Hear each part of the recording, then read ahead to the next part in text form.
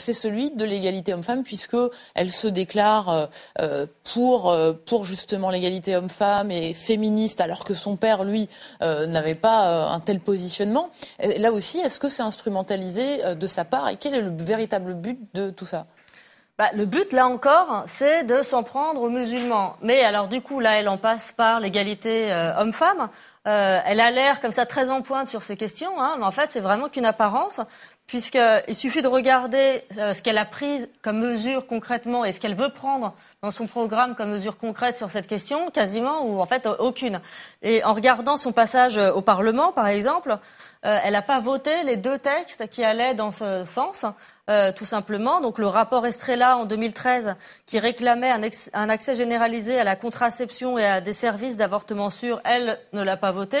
Et le rapport Zuber en 2014 qui préconisait la mise en place de mesures améliorant la représentation des femmes dans les conseils d'administration des entreprises et dans la vie politique, c'est pareil, elle l'a pas voté. Donc on voit bien que je pense aussi qu'on peut quand même rappeler qu'en 2012, elle se prononçait encore pour le déremboursement de l'IVG qu'elle appelait de confort. Alors elle en parle plus aujourd'hui, mais enfin on peut quand même se poser des questions, on peut s'interroger sur ses intentions.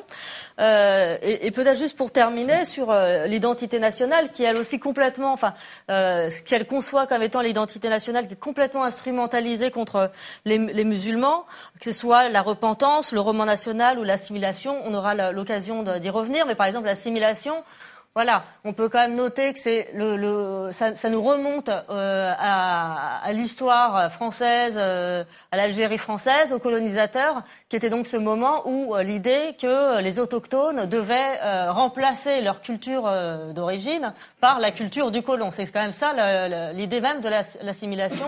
Et donc c'est ça qu'elle veut remettre au goût du jour en 2017.